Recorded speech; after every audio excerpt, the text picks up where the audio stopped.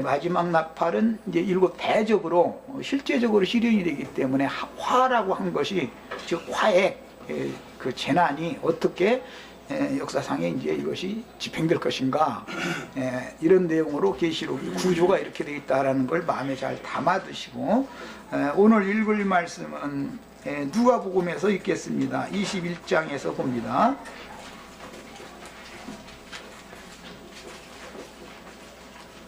누가복음 21장은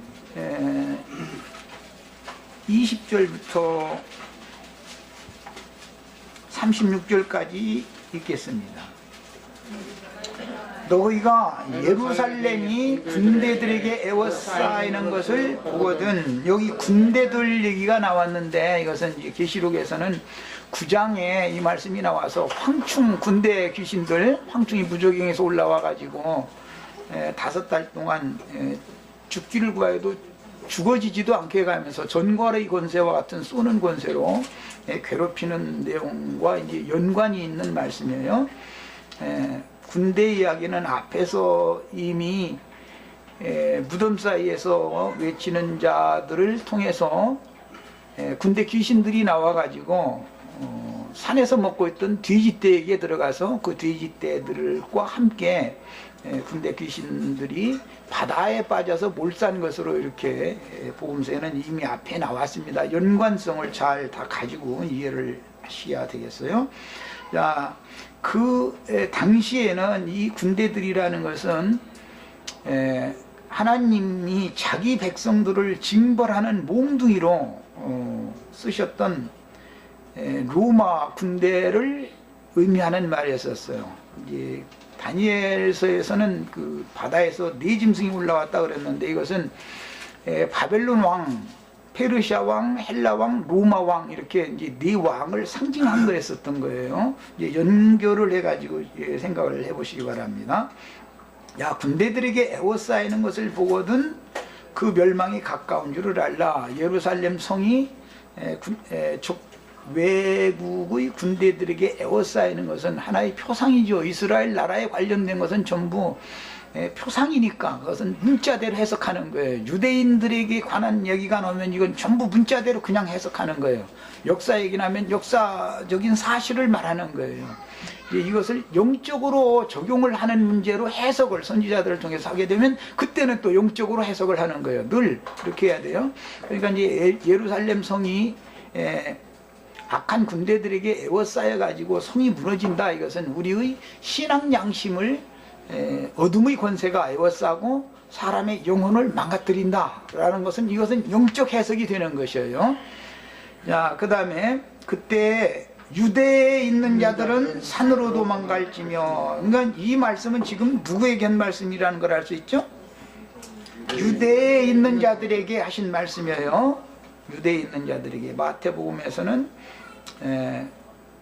보라, 너의 집이 황폐하여 버림받으리라 라고 하실 때, 그 너의 집이라는 말은 유대인들의 성전이 있는 예루살렘 성을 염두에 두고 하신 말인 거예요. 이렇게 유대인들에게 적용할 때는 문자대로 해석을 하는 거예요. 성경 해석의 원칙이에요, 이것이. 근데 이것을 영적으로 영예로 들어가면은 그때는 영예를 우리도 같이 따라서 하는 거예요. 그때 유대에 있는 자들은 산으로 도망갈 것이며, 이때 여기 나왔을 때 산은 실제로는 예루살렘 앞 감람산을 염두에 두신 말씀이었어요. 그것은 구약 성경에 보면 큰 지진이 났을 때 감람산이 갈라져 가지고 큰 골이 나면은 그곳으로 도망가면은 우시아 왕 때 이제 그 이스라엘 땅에 지진이 있을 때 도망가던 것처럼 그렇게 도망을 가면 살 자가 있다, 남은 자가 있다, 이제 이런 표현이 나왔는데, 여기 산으로 도망가라 할 때는 구약 성경에서 예수님이 인용한 말씀이니까 무슨 산이라고요? 감람산이 동서로 갈라지고 남북으로 이렇게 옮겨질 때 큰 골이 나면 그 골로 급히 지진을 피해 도망가는 것처럼 이렇게 도망을 가야 이제 살아남는다, 그 얘기를 염두에 두고 하신 말이에요. 그 다음에 성내에 있는 자들은, 그러니까 이 말은 예루살렘 성 안에 있는 자들을 말하는 거예요. 나갈 것이며, 초원에 있는 자들은 그리로 들어가지 말지어다. 그러니까 예루살렘이라는 것이 멸망한다, 이제 이 말이죠. 이 날들은 기록된 모든 것을 이루는 징벌의 날이니라. 바벨론 왕이 느부사라단을 보내가지고 예루살렘을 이렇게 무너뜨리고 왕족들을 다 사로잡아가고 이렇게 했었던 그 일이 선지자들의 예언에는 그것이 사랑하시는 자기 백성들을 징벌하는 몽둥이로 바벨론 왕 느부갓네살을 썼어요. 그렇게 한 것처럼 예수님의 예언에는 로마의 황제를 자기 백성들을 징벌하는 몽둥이로 지금 쓰실 것을 예언하시는 말씀인 거예요.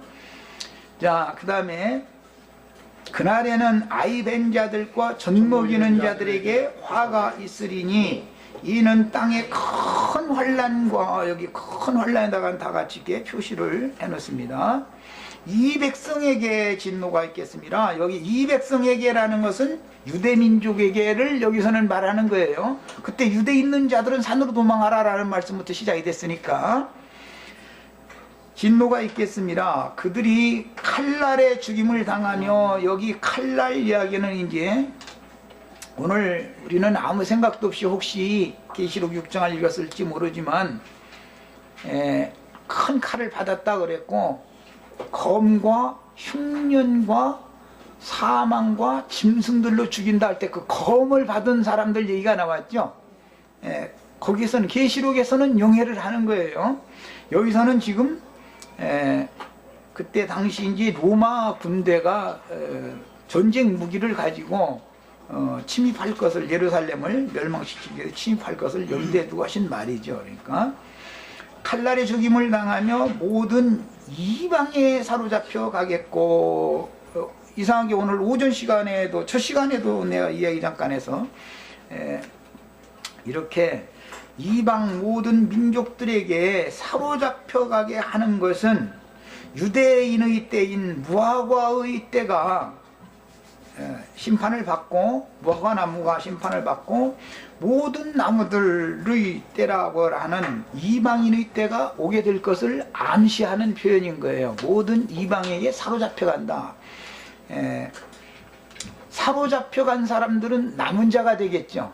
성 안에 있다가 전멸당한 사람들은 심판받은 자들이 되는 거예요.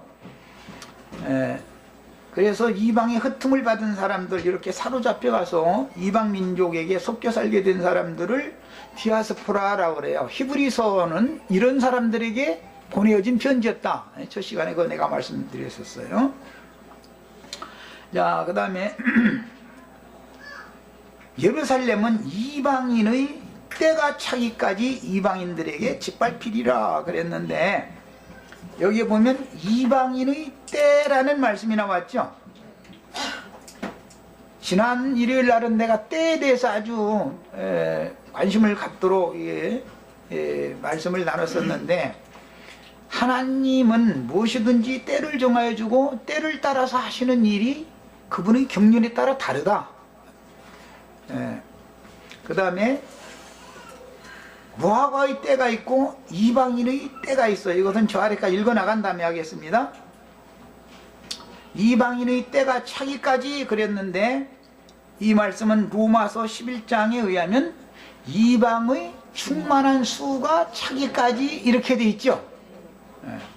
그러니까 그동안까지는 예루살렘은 이방인들에게 짓밟힌다, 이 예언과 같이 지금도 모리아산의 솔로몬 성전 터에는 하나님의 신전이 세워진 게 아니라 무슬렘의 신전이 제2 오마르성 신전이라고 하는 그 이방인의 신전이 거기 세워져 있죠. 주님의 예언은 역사적으로도 이렇게 이제 성취되고 있는 거예요.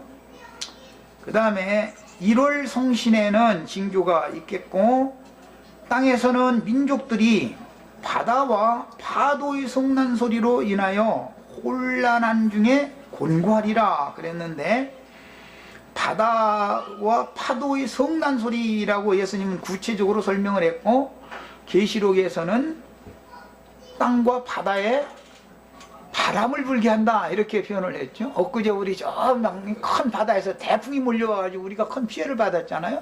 이 밖으로 나타나 이런 표상인 것이죠. 자, 그 다음에 사람들이 세상에 임할 일을 생각하고 무서워함으로 기절하리니 이는 하늘의 권능들이 흔들리겠습니다. 하늘의 권능들이라고 하는 것은 하나님의 권세와 능력, 이제 천사들이 어떤 사역이 있다, 이제 그 말이고, 계시록에서는 땅과 바다에 바람이 불기에 허락을 받아서 악한 천사들이 일을 한다, 이제 그 말입니다. 그 다음에 그에 대한 표상적인 말인 거예요. 그때 사람들이 인자가 구름을 타고 능력과 큰 영광으로 오는 것을 보리라. 근데 여기에 말하는 그때라고 한 이 말씀은 오늘날 이제 기성교회 사람들이 해석이 너무 오류를 범하고 있는데, 저 아래에 내려가 보면은 이 모든 말씀은 무화과의 비유, 마태복음이나 마가복음에서는 무화과의 비유까지 말씀하신 다음에 이 세대가 지나가기 전에 이 모든 일이 다 이루어진다. 누가복음에서도 지금 32절에 그 말씀이 나왔는데, 그때 당시 예수님과 생존 세상에 함께 하고 있던 그 세대가 다 지나가기 전에 지금 이 모든 예언은 표적으로, 표상적으로 유대인들에게 다 일단 이루어지는 것이다, 이 말씀을 지금 하신 거예요. 그러나 이제 기성교계에서는 이건 이제 먼 후에 될 일이다 자꾸 이렇게 밀고 있죠. 이미 예수님의 예언이 그때 당시 세대, 이 세대가 지나가기 전에 너희 지옥 판결에 대해서 마태복음에서 23장에서 말씀하신 다음에 이 세대가 감당하라 라고 말씀하실 때 그때 당시의 세대들에게 하는 말씀인 거예요. 그게 그것은 예수님과 함께 했을 때 예수님을 배척하고 끝내 복음을 거부했던 유대인들, 자기 땅의 자기 백성들에게 지금 하시는 말씀이에요. 자, 그 다음에 사람들이 인자가 구름을 타고 능력과 큰 영광으로 오는 것을 보리라 그랬는데, 이 말씀의 실현은 오순절 때 이 말씀이 실현이 1차적으로 됐어요. 그것은 긴 설명은 다음에 하겠습니다. 그 다음에 이런 일이 되기를 시작하거든 일어나 머리를 들라 너의 속량이 가까웠느니라. 여기에서 너의라는 말은 심판 아래 저주가 선고되어진 예루살렘 성과 유대인들, 자기 땅, 자기 백성들의 구속이 가까웠다 그 말이에요. 그러니까 이것은 사도행전 2장에서 오순절 능력의 영으로 덧입혀진, 오순절 때 능력의 영으로 덧입혀진 제자들이 나아가서 자기 동족들에게, 각지에서 흩어져 살고 있던 자기 동족들이 예루살렘에 절기를 지키러 모였을 때 베드로와 열한 사도가 서서 너희가 기다리던 생명의 주 메시아를 너희 손으로 죽였지 않냐. 그러나 하나님은 그분을 살리셔서 오늘날 우리와 함께 계시면서 오늘날 그분이 지금 성령으로 오셔서 이런 증거를 하게 하신 것이다. 그러므로 너희가 회개하고 각각 주 예수 그리스도 이름으로 세례를 받아서 너 영혼을 깨끗이 하면 너희를 위하여 예비하신 예수 그리스도를 보내주실 것이다. 이렇게 선포를 했죠. 그럼에도 불구하고 이제 성령의 증거까지도, 지금은 예수님의 증거지만 지금 우리가 읽는 이면은 사도들을 통해서 성령이 증거해도 끝내 대적하고 복음을 끝내 받아들이지 않으면 이제는 이 세상뿐 아니라 오는 세상에서도 사면을 받을 수 있는 길이 없어지게 되는 것이죠. 그 일 때문에 이제는 복음을 유대인들에게 전하지 않고 사도들이 발에 먼지를 떨어가면서 우리가 이제는 이방을 향해서 간다. 하나님이 우리를 너희에게 먼저 보내셨지만 너희는 끝내 대적하니까 어쩔 수 없이 우리는 자기 동족들을 버리고 이방인에게로 이제 갈 수밖에 없는 상황이 오게 됐어요. 야, 그 다음에 29절 이의 비유로 지금 이 모든 예언을 비유적으로 이제는 말씀하시는 거예요. 여기는 용해를 해야 되겠죠. 비유적으로 한 말씀이니까 28절까지는 문자대로 해석하는 거예요. 역사적인 사실에 대해서 말씀하신 거니까 비유로 이르시되 무화과 나무와 모든 나무를 보라. 무화과 나무라는 것은 유대인들을 염두에 두는 말이죠. 이것은 창세기에서 아담이 에덴 동산에서 범죄했을 때 무화과나무 잎으로 치마를 해서 입고 동산의 나무들 사이에 숨어있는 그때로부터 시작해서 이 무화과나무라는 것은 선민들 구속사에 하나님이 구속사에서의 첫사람인 아담 때로부터 시작해서 반복해서 무화과나무 얘기가 나오면 하나님의 선택받은 백성들을 염두에 두는 말인 거예요. 그 다음에 모든 나무를 보라, 이것은 이방인들을 염두에 두고 하는 말이에요. 나무라는 것은 모두 사람을 말하는 거예요. 그러니까 유대인이나 이방인이나 이렇게 해석을 선지자들이 할 때는 이렇게 표현을 합니다.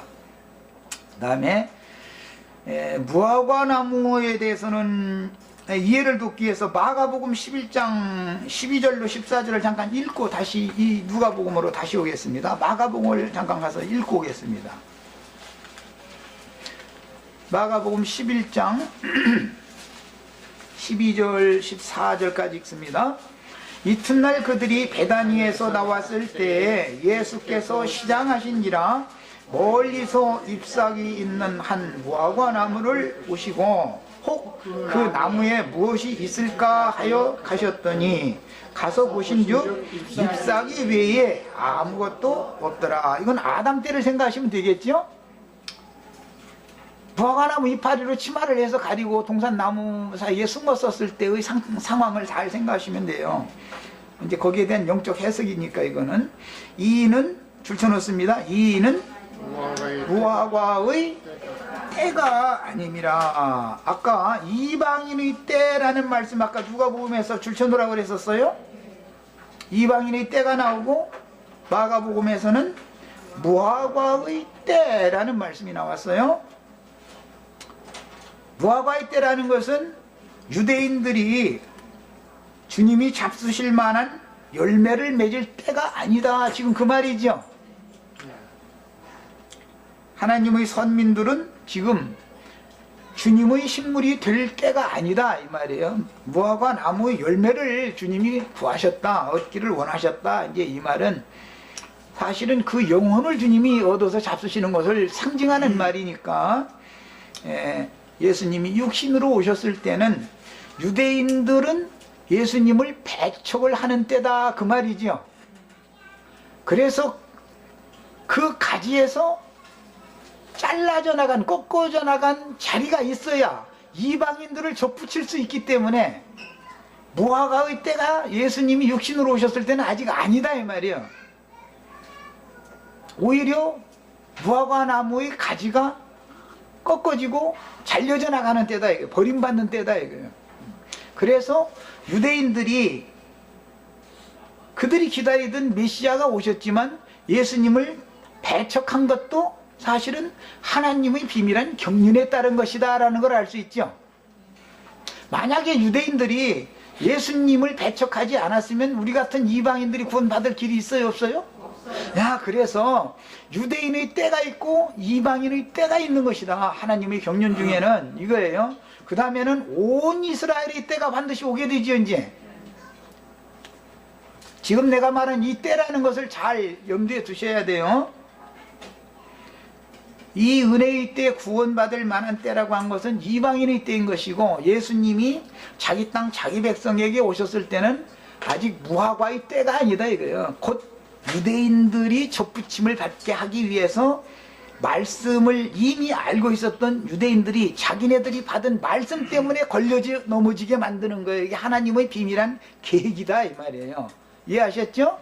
오늘날 이제 그러면 긴 시간이 지난 다음에 교회 시대를 종결하는 이때는 하나님의 말씀을 받았다고 자부하고 있는 자칭 유대인의 회에 속한 사람들이 걸려 넘어지는, 자기네들이 알고 오해해서 하나님의 말씀을 크게 오해해서 잘못 알고 있는 말씀을 아는 것 때문에 걸려 넘어지는 거죠. 심판을 왜 받아요? 말씀 때문에 심판받는 거죠. 말씀 때문에 죽고 말씀으로 사는 거예요. 그런데 이것이 모두 하나님의 경륜에 속한 문제다 이 말이에요. 이 우주 가운데에서 일어나는 모든 일들은 우연히 되는 일은 절대 없어요. 하나님의 비밀한 경륜을 이루기 위해서 이런 일이 일어나는 거예요. 이는 무화과의 때가 아님이라 예수께서 남에게 말씀하여 이르시되 이제부터 영원토록 사람이 네게서 열매를 따먹지 못하리라 하시니 제자들이 이를 듣더라. 그러니까 무화과 나무는 열매를 반드시 맺는 때가 오지 않는다. 무화과 나무는 열매를 맺는 것이 무화과 나무의 열매라는 것은 맺지 못하게 돼 있는 거다 이 말이에요. 영원토록 맺지 못하게 돼 있는 거다. 즉 혈통적인 유대인들은 완전한 구원에 들어가는 일이 없는 거다 그 말이에요. 다만 표상적으로 육신의 세상에서 하나님이 모든 믿는 자들 영적인 성도들을 위로부터 다시 나서 온전함을 이룬 영적인 하나님의 자녀들을 위하여 표상적으로 표적적으로 유대인들을 그냥 쓰신 것이죠. 자칭 유대인이라고 하는 기독교계의 이 하나님의 말씀을 크게 오해하고 있는 사람들도 하나님이 지금 쓰시는 거죠. 조화무 계시니 뭐 엊그제 뭐 신문 보니까 뭐 요 강남에 있는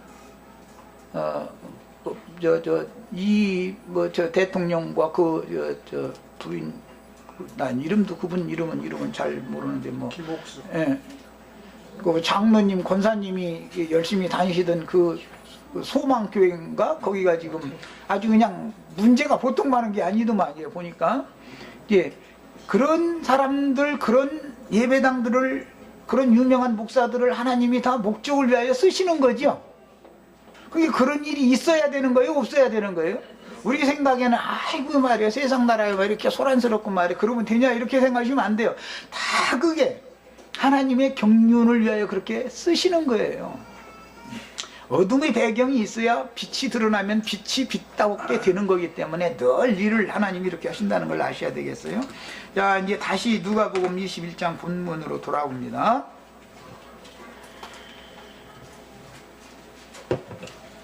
자, 29절 이에 비유로 이르시되 무화과와 모든 나무를 보라. 무화과 나무와 모든 나무를 보라. 무화과 나무는 하나님이 필요해서 선민으로 육적인 선민으로 택해서 쓰시는 유대인들을 상징하는 말이었다. 그 말을 염두에 두셔야 돼요. 모든 나무를 보라 이건 이방인들을 염두에 두는 말이에요. 야, 문제는 무화과 나무든 모든 나무든 싹이 나면이에요. 어떤 나무의 가지가 도륙당해 가지고 있어도 하나님은 뿌리를 뽑아 버리시지는 않죠. 그루터기가 다시 돋아나게 하기 위해서 부활이요 생명이신 하나님이니까 구약성경에 보면 이렇게 돼 있어요. 그런데 이제 요한이 와서 증거할 때는 구약성경보다 훨씬 엄한 말을 했죠. 도끼가 나무 뿌리에 놓여져 있다. 신약성경에서는 무화과 나무를 저주했을 때 나무만 말랐다고 되어 있어요? 어디로부터 말랐다고 되어 있어요? 뿌리로부터 마른다. 그랬어요. 자, 그러니까 유대인들은 뿌리라는 것은 영적 신앙의 근본에서부터 메말라 버린다.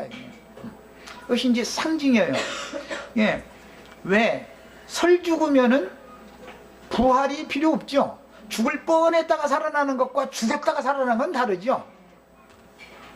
하나님의 구원은 죽은 자를 살리는 구원인 것이지 죽을 뻔했던 사람 살리는 구원이 아니잖아요. 신약에서는 구약성경은 죽을 뻔했던 사람 치료해주는 얘기인 것이고 신약성경에서는 완전히 죽을 때를 기다리는 거예요. 하나님이 죽어서 그냥 말라 비틀어지게 놔둬버리는 거예요. 그런 자들을 살려내는 얘기를 하는 거예요. 이것이 완전한 구원이에요. 자, 이제 그런데 무화과 나무와 모든 나무는 이미 아담 안에서 다 죽어 있었죠. 저 허물들로. 그러나 무화과 나무는 자칭 우리는 산자라고 자부하고 있으니까 어떻게 해야 돼요? 뿌리로부터 말라가지고 다 죽는 때를 기다려야지요. 죽은 자를 살리시는 하나님이, 부활이신 하나님이 오셔서 말씀하셔야 되니까 그런 거예요. 그런데 완전히 죽었던 나무가 지금 싹이 났다, 이렇게 표현했어요. 뭐 인간 세상에서는 그 아브라함 이야기를 할 때 보면 생명의 소망이 없는 아브라함이나 그 안에 사라가 전혀 생명의 소망이 없잖아요. 그때 하나님의 약속대로 이삭을 주신 것은 표상이다, 이게 상징인 것이다. 야, 이것을 부활이라고 그래요. 아론의 지팡이가 마른 막대기였는데 싹이 났다 그랬어요. 너희가 보고, 싹이 나면 너희가 보고 여름이 가까운 줄을 아나니 그랬으니까 이 말씀은 예수님이 부활을 하신 다음에 제자들을 보내서 경건한 유대인들이 천하 각국에서 절기를 지키러 모였을 때 전도의 말씀이 증거될 때 형제들아 우리가 그러면 어떻게 해야 구원을 얻을까 해가면서 회개를 하는 사람들이 나타났죠. 그러면 저주받아서 뿌리로부터 말랐던 도끼로 찍힘받았던 유대인들이 새싹이 나는 때지요. 그게 신앙이 회복되는 것을 말하는 거예요. 새싹이 난다라는 말이 이 말이에요. 그러면 완전히 실과 때 여름이 온 것은 아니고 여름이 가까이 온 것이다. 그래서 성령의 증거로 말씀이 선포될 때 성령의 말씀을 통해서 심령이 거듭난 사람들이 태어나면, 위로부터 난 사람들이 중생의 씻음과 성령의 새롭게 하심을 받은 사람들이 새롭게 태어나면 이제 싹이 난 때였다 이 말이에요. 자, 싹이 일단 나면 당연히 거듭나게 하신 진리의 말씀으로 거듭났으면 진리의 말씀으로 양육을 받아가지고 자라야 될 것이고, 자란 다음에는 성령의 열매를 맺어야 되는 것이고, 자, 한 생에 한 생에, 한 세대 한 세대는 이와 같이 매 세대마다 이제 심고 자라고 거두는 일이 반복되어져서 이방의 충만한 수가 채워져야만 한 시대가 또 분별된다, 이제 이 말이에요. 그럼 우리는 혹시 이방인의 때 끝에 우리가 지금 살고 있는지도 모르는 일이죠. 그럴 수도 있는 거잖아요. 이것을 염두에 두셔야 되겠어요. 그 다음에 내가 진실로 너희에게 말하노니 이 세대가 지나가기 전에 모든 일이 다 이루어지리라 그랬으니까 그때 당시 자기 백성들에게 이게 주신 말씀이니까 그때 당시 세대들에게 이런 무화과 나무와 모든 나무의 비유, 즉 본가지는 꺾여져 나가고 또는 뿌리채 말라 비틀어져 죽고 원래 죽었던 나무였던 모든 나무들이 되살아나는 그런 일들이 이미 그 세대가 지나가기 전에 1차적으로 이루어져야만 다음 세대 이 일이 매번 반복되어져서 이방의 충만함이 채워지겠죠. 그때 세대에게서는 이루어지지 않았다면 그 후로도 이루어질 수 없잖아요. 어떤 근거가 없으니까. 이것을 너무 이제 간과하는 사람들이 아직까지 주님의 천국농사는 없었다가 자기가 와서 천국농사를 해가지고 자기가 이제 추수하는 마지막 추수꾼이다 이런 식으로 미혹을 자꾸 하는 거예요. 그러니까 그것은 하나님의 하시는 일을, 때를 따라서 하시는 일을 너무 모르기 때문에 엉뚱한 소리들 하는 거죠. 자, 34절부터 더 봅니다. 너희는 스스로 조심하라. 그렇지 않으면 방탕함과 술취함과 생활의 염려로 마음이 둔화해지고, 이제 다른 것은 무사치고 간에 생활의 염려라는 것이 주님의 말씀이 나 자신에게 이루어지는데 방해 요소가 될 수 있다. 이것을 알 수 있어요. 사람은 육신을 입고 살다 보니까 생활의 염려가 떠나가지 않죠. 그 다음에 마음이 둔하여지고 뜻밖의 그날이 덫과 같이 너에게 이 말이라 그랬는데, 이것은 개인적으로도 세상 끝날이라는 것이 제일 중요한 건 개인적인 거예요. 그 다음에 여기서는 루마를 통해서 주님의 예언이 실현되는 그날을 말씀했기 때문에 양면 적용이 되는 거예요. 그 다음에 이날은 온 지구상에 거하는 모든 사람에게 이 말이라 그랬으니까 이제 확대 해석이 되고 있다는 걸 알 수 있죠. 예루살렘 거민들에게 예언을 하신 말씀이 온 지구상에 있는 모든 사람들에게 확대 적용된다 그 말이잖아요. 이러므로 너희는 장차 월 이 모든 일을 능히 피하고 인자 앞에 서도록 항상 기도하며 깨어있으라 하시니라. 예수께서 낮에는 성전에서 가르치시고, 이것은 이제 홀로 전쟁을 하셨다라는 말인데, 그때 당시 이제 제자들은 예수님이 예루살렘 성전에 들어가 봐야 무슨 환영도 안 해주고, 유대교의 장로들과 율법사 서기관 바리새인들과 날마다 말 같은 말 하고 돌아오는데, 그래가지고 저녁 때 녹초돼가지고 이렇게 돌아오고 그러는데, 그렇게 안 했으면 좋겠죠. 그냥 자기네들끼리만 늘 이렇게 제자들끼리만 날마다 배단이나 그곳에서 잔치나 날마다 하고 이렇게 그냥 지내시면 좋잖아요. 그런데 예수님은 제자들을 데리고 계속해서 예루살렘 성전에 들어가서 원수들과 전쟁을 계속 반복해서 하는 거예요. 그러니까는 제자들이 마음에 들었겠어요? 예수님이 마음에 안 들었겠어요? 왜 그렇게 힘든 일을 하냐 이거 사서 그냥 편안히 우리들과 같이 배단이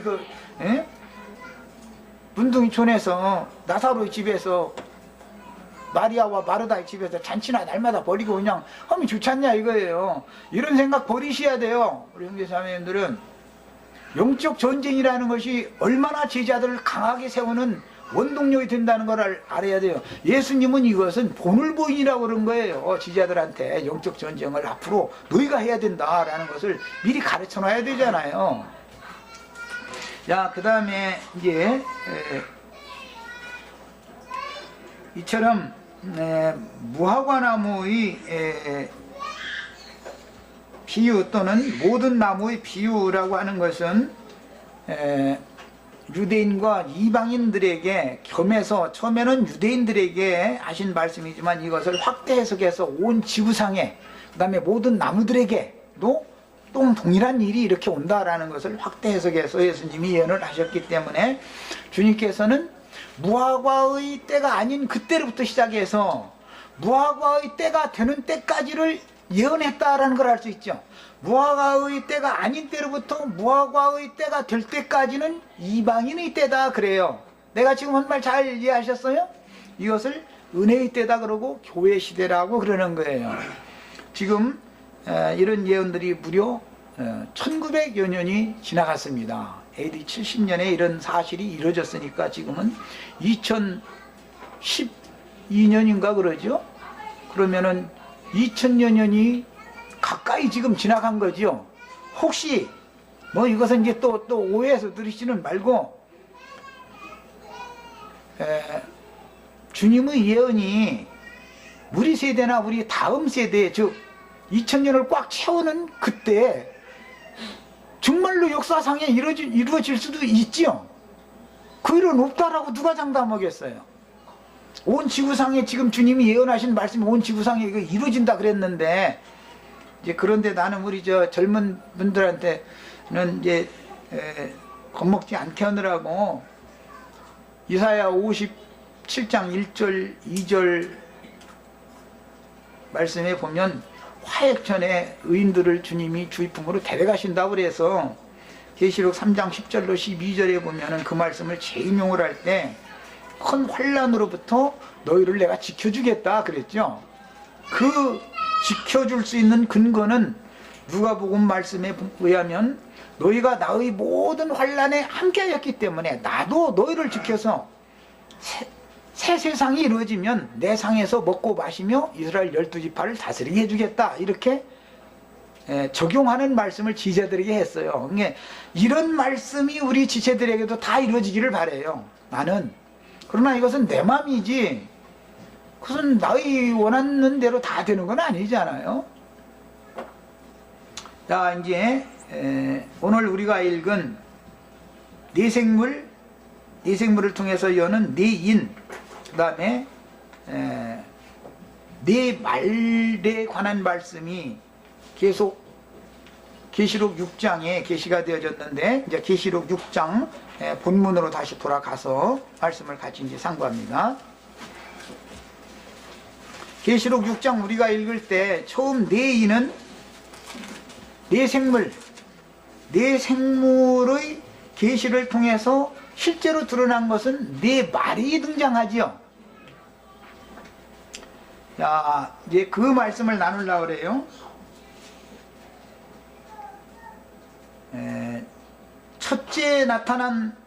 첫째 생물이 보여준 말은 무슨 색의 말이었죠? 흰 말이었어요. 두 번째 생물이 보여주신 말은 무슨 색의 말이었죠? 흰이라는 말은 의 거룩함이라는 것을 강조하는 것이고, 북다라는 것은 전쟁신이다 이 말이에요. 전쟁신. 성경에서는 이거는 이제 스가랴서, 다니엘서 이제 이런 데 읽어보면 이제 알 수 있어요. 그럼 내가 그냥 하는 말이 아니고, 지금은 다 찾으면 시간이 걸리니까 그냥 일관되게 이제 설명을 하는 거예요. 붉은 말은 무슨 신이라고요? 말이라고 하는 것은 개인적으로 우리들에게 보면 육체 적용을 하지만, 예언에서는 말이라고 하는 것은 천사들을 말한단 말이야. 그러니까 어떤 영이 어떤 육체를 입고 어떻게 활동한다라는 걸 지금 보여주고자 하는 거예요. 그래서 스가랴서에서는 다만 말만 나오는 것이 아니라 말이 병거를 메우고 움직이지요. 병거라고 하는 것은 우리 육신의 몸이지요.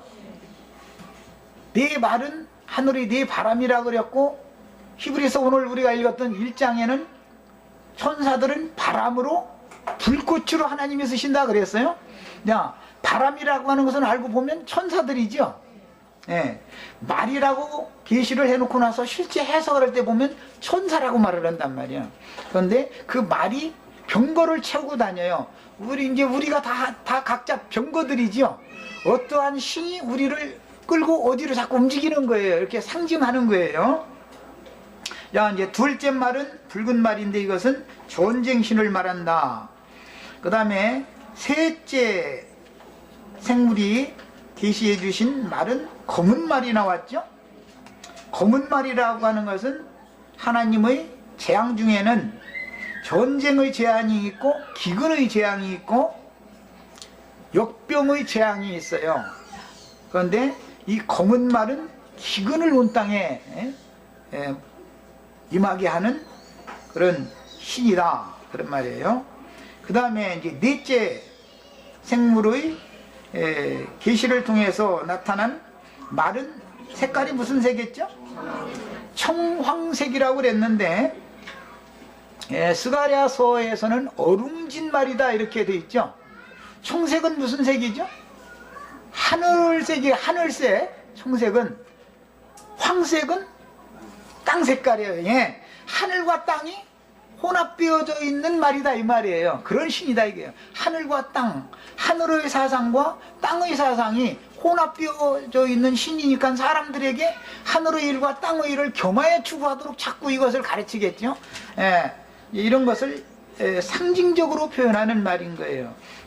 다음 시간에 해찬하신 다음에 다음 시간에 요 말에 관한 이상, 그 다음에 바람, 또 천사들, 네 천사들, 이런 이상은 다음 시간에 1시간 더 말씀을 나누겠습니다. 자, 여기까지 하고 싶습니다.